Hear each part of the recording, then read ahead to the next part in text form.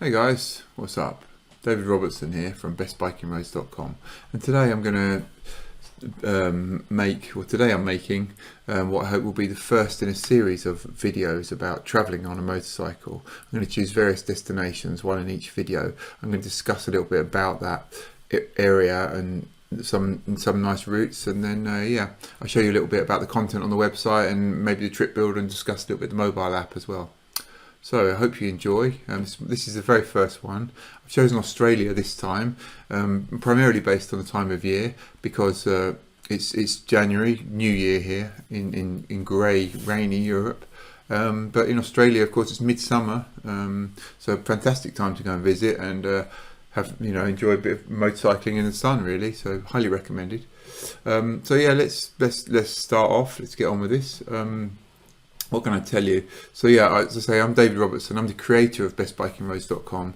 You may or may not have seen me before out and about on the internet. I created this project about 18 years ago when I was trying to plan a trip to go to Spain. I found it quite difficult to find any kind of organised data on nice places to ride the bike, so I thought I'll make that into my project. 18 years later, I've been all over the place. Other people have helped me out by contributing their content, moderating it, re-reviewing the content. So now I've got this amazing resource of about 12,000 motorcycle routes in 90 different countries, which is, I think, an amazing tool, invaluable tool for planning a motorcycle trip, actually. But okay, I'm not going to discuss all of that today. What I'm going to do is I'm going to focus on one region, and that region is going to be Australia. So Australia is the sixth biggest country in the world, and it's a vast and very beautiful country. It's got some unique geographical features. It's got some unique nature and some wonderful natural beauty, beaches, marine life, flora and fauna and so forth. It's a peculiar country, or let's say unique country in a way. It's the driest and flattest inhabited country in the world, but at the same time it contains mountains, rainforests, islands, and wonderful beaches. It's broadly geographically split into four parts. So here's my overview map of routes in Australia. I'll come back to this a bit later, but we can just talk about the context of Australian geography. We've got this like a sort of southeastern low sort of coastal plain, and then this highlands area which runs from Brisbane down to Tasmania, which consists of mountains between about 300 and over 2,000 meters. So wonderful scenery and great places to ride bike, motorcycle in that area. And then you've got in the centre this vast area of sort of very inhospitable, very hot area of what's colloquially referred to as the outback. And then over here on the west side, you've got Perth, which is kind of stuck on the end of Western Australia, really, with sort of thousands of miles between it and other cities, and not really not very much connecting it, in fact. So it's peculiarly beautiful country, Australia, I think.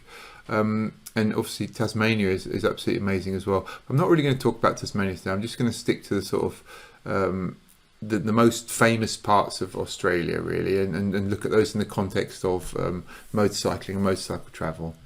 So what is it that makes Australia so attractive to people? Well, it's got a very attractive combination of sort of very well developed infrastructure, low crime, great weather, stable political system, and lots of things to do and see. And so it's very popular. It always ranks well on these world lists of best places to live, and it's very popular with tourists. So yeah, I mean, I can't say enough good things about it, really, in terms of places to visit. It's absolutely wonderful.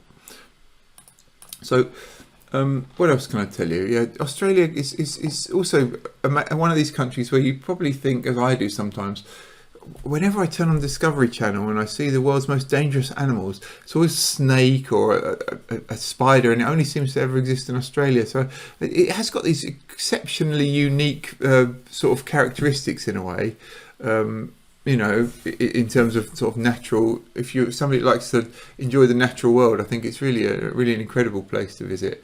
And then of course you've got the Great Barrier Reef, haven't you, which is famous, and some of these wonderful beaches to visit. So yeah, would you like a trip to Australia? Well, I would, and you know. So what I'm going to do is I'm going to help you to get an idea about where you might go and what you might do. Looking at it, obviously, very much from the perspective of somebody travelling on a motorcycle. What I'm going to do is I will show you some of the most famous motorcycle routes, just a handful of them. I'll discuss them in some detail, and then I will just give you an overview of how you could use also best biking roads to plan a trip to sort of to enjoy the best out of it, really. So let's get started with that. So on the homepage of Best Biking Roads, you've got this heat map. I'm not sure if I discussed that already, but different regions are shown. The more red they are, the more route content they have. So the more yellow they are, the less they have. So here you can see that Australia has red content, and that means that there are 735 routes available for you to look at and enjoy. And if you click on the map there, you then get an opportunity to, you're presented with the map, which is actually what we were just looking at from the other page. But you've also got this opportunity, because the map is very busy, it takes quite some, to probably take 20 seconds or so to load. But if you find that it's a lot of data and you don't really know where to start, I've also built in these sub-regions. You can click on those and you can just view the routes in those areas. Or you can filter the map, for example, if you realise that you don't really want to see the long trips that people added, or you only want to see the top rated routes, you can select those. And the map is not purely decorative. You can also select on the lines, and this shows you a fly out overview of the route which you've selected there. And separately from that, you've got this sort of filters really here. And you've got the newest routes that have been added by users, top rated, the most viewed, and the twistiest. Now, in the context of this, obviously, twistiest can be a little bit mixed, because you get these routes which are very, very, very, very lots and lots of very, very tight turns, but they can be, quite dangerous or very steep, or road surface is not so good. So I just put that in there for curiosity, really, because some people need to go to the twistiest route wherever they go, or enjoy, so many switchbacks or so many hairpin bends, most you can possibly get. But obviously that depends on the kind of bike you ride, the kind of activity you like, and so forth. But that's just on there as a piece of fun, really. But to go back to the sort of main content, if you like, I'm going to talk about a few of these, a handful of these very famous roads. And what I'm going to do is I'm going to start with the Oxley Highway. Yeah, obviously you'll see a lot of information on these lists.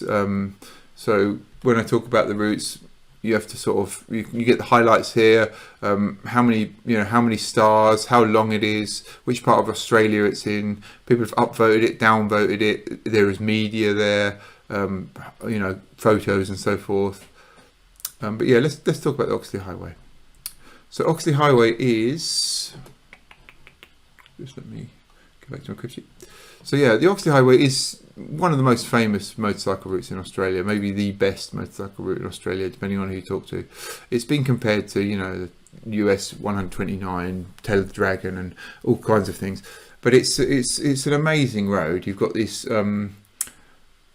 through the New England range, and a huge forest eucalyptus sections of different kind of hairpin corners and long sweeping. So at the beginning it's quite flat and sweeping, and at the end, in the middle, it's this sort of wonderfully twisting rainforest, eucalyptus forest surrounding, really. So absolutely amazing. So that's the Oxley Highway. It's a 150 or 200 kilometre road, depending on who you talk to. This route doesn't necessarily show the first part. People talk about their favourite parts, and it depends on who's added and which parts are really interesting to you. But you can see that quite a lot of people have added this, and there are some photos and so forth. This route was added by a good friend of mine, actually, Hilton, who lives in somewhere near Melbourne there. Okay, and then the next one I'm going to talk to you about is the Great Ocean Road.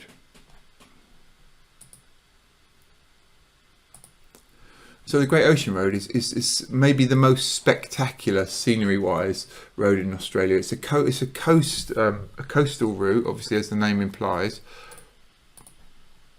and it runs about 110 kilometres southwest along the coast there in the state of Victoria. So some distance outside of Melbourne, in fact. but it's so spectacular, and it's so, in fact, it can be so popular with tourists that some motorcyclists are not so keen on it, because you basically have to go there on weekdays when there aren't school holidays in order to actually enjoy it in it from a motorcyclist perspective. But as I say, it's truly stunning road there. And the next one I'm going to talk about is the Mount Nebo Road, and that is in Queensland. So go back to the list again.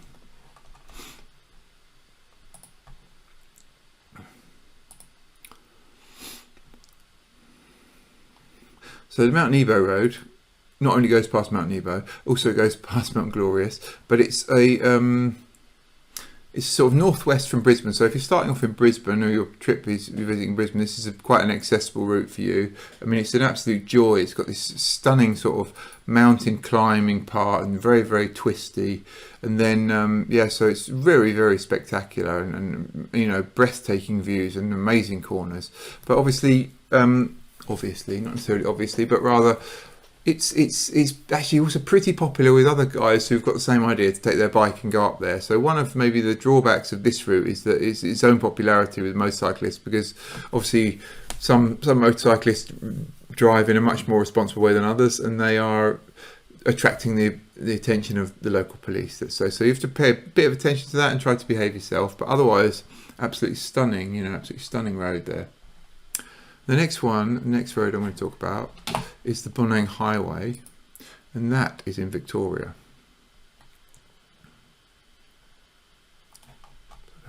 Top rated again.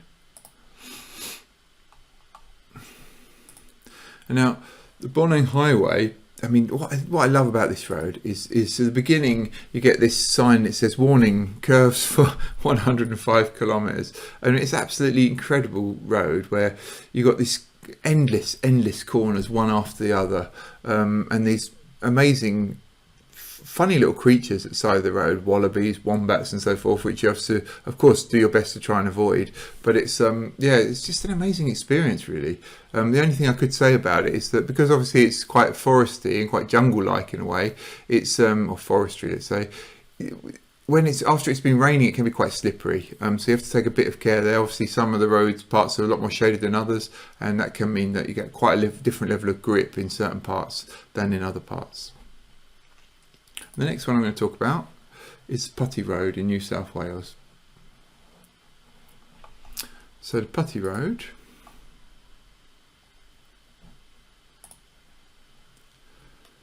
is about 140 kilometre section of road in New South Wales, and it runs sort of north up from the sort of suburbs of Sydney really.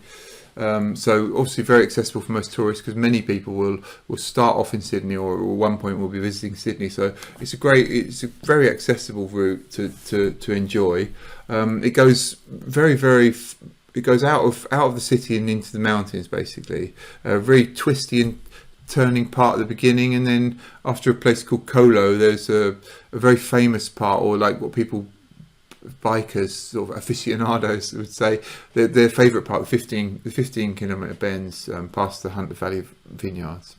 Yeah, and then but basically all of this area is very, very beautiful. You've got a lot of nice motorcycling here, these mountainous areas, so you can't really go too far wrong. But obviously Putty Road is, let's say, a notable choice in that area. And the next road I'm going to talk about, the last one in fact, is the Gillis Highway, and that is in Queensland.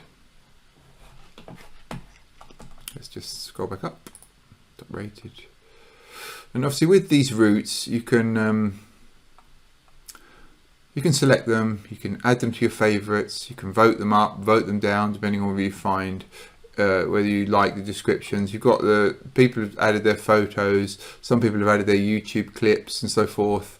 But yeah, so it's great. It's a great opportunity to share and sort of enjoy and add your own feedback to the routes. And all of the routes can be downloaded in a GPX format as well. So down here you've got add to favorites and then download GPX. And GPX is a sort of XML format of route which enables you to follow the track on your Garmin or TomTom or OpenStreetMap navigation.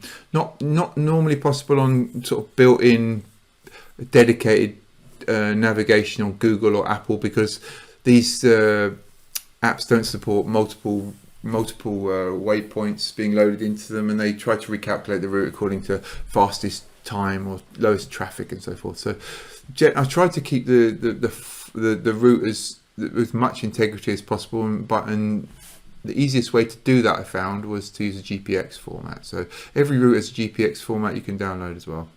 But anyway, back to Gillis Highway. So what about this? This is reckoned by some to be the twistiest road in Australia. Now, obviously, based on what I showed you earlier about the twistiness rating, that's obviously not the case. But what is amazing about this route is it's 263 corners and 800 meters of elevation changes in about 50 kilometers. So it's incredible. And what's beautiful about it, and what differentiates it, I suppose, from the other routes that I've spoken about so far, is that it's quite wide in sections, and so it's beautiful and easy to pass the other cars or the other vehicles if you get stuck with people who have got a different agenda than you or want to enjoy different things. You're not necessarily stuck there. You can pass quite easily and enjoy a lot of the road. So it's wonderful, and banked sections.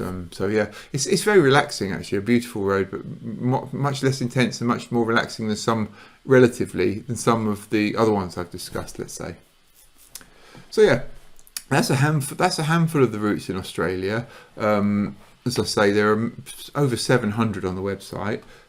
If you are somebody who thinks, "Oh, this is great," like we've done there, David, you can become a sponsor, and then you can use what's called the trip builder. And so the trip builder is a way to create a new trip using the information that's available on the website. So you start creating a new trip, and you select the country you want to use, and then you say, let's give it a name, Australia Moto Trip 2023, and then a sample trip for my first video. And I load the map. Now, each time I ask the user to load the map when he's on the page, because that's a way to help the performance of the website, because if it just starts loading all the time, the server really gets very heavy load. So I ask the user to click to load the map to check that's what he wants to do, and then there's a short delay while the map loads. But anyway, back to the trip builder. This is a way to, now you can see that all of the routes are overlaid on the map. So I can, for example, make my own trip, which includes or does not include the roads, which are the best roads or the most interesting roads. Now, what I really liked about this feature, and I designed it, was that you're not obliged to follow the best roads. You can if you want, but you can also just go your own way. If you've got a friend's place somewhere nearby, or you want to follow a particular kind of travel or take in particular sites, you don't have to follow and have it constantly tell you which way to go. You can just say, I want to follow those routes there, and then I don't want to follow any of the routes at all when I get to point B, let's say. So it's very, very versatile, quite simple, but it works really well. And at the end, you get a GPX file of the route that you made, and you can download that to your device and navigate on it. And you should find yourself following some of the best routes out there. Depending on, of course, what you chose. But yeah, like so, you can see here now. This is now my trip from Melbourne. You see, and I've planned a 245 kilometre trip. And I can download it and use it on my device. So I download it.